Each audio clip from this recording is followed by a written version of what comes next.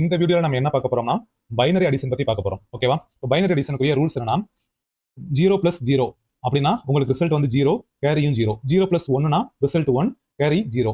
1 + 0னா result 1, carry 0. 1 + 1 அப்படின்னா result 0, carry 1.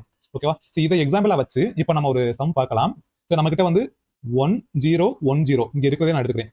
0 0 1 1 0 + 1 1 1 + 1 வந்தா இந்த இடத்துல வந்து 1 0ன்னு வரும். ஓகேவா?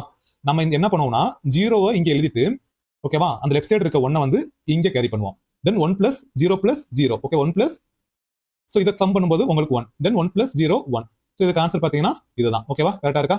தென் இந்த லாஜிக்க பாருங்க. இந்த லாஜிக் எப்படி இருக்கும் அப்படின்னு பாத்தீங்கன்னா 1 0 0 1 1 0 0 1 1 + 1 என்னப்பா வரும் 1 0 வரும். தென் நம்ம அந்த லெஃப்ட்ல இருக்க 1 வந்து என்ன பண்ணுவோம் கேரி பண்ணிடுவோம். தென் 1 + 0 + 0 வந்து என்னது 1. அடுத்து 0 + 0 0 1 + 1 0 அந்த 1 கடைசில வரப்ப என்ன பண்ணணும் கேரியும் சேர்த்து எழுதிடணும். ஓகேவா? சோ இப்படிதான் நம்ம பைனரியில என்ன பண்ணுவோம் அடிஷன் போடுவோம்.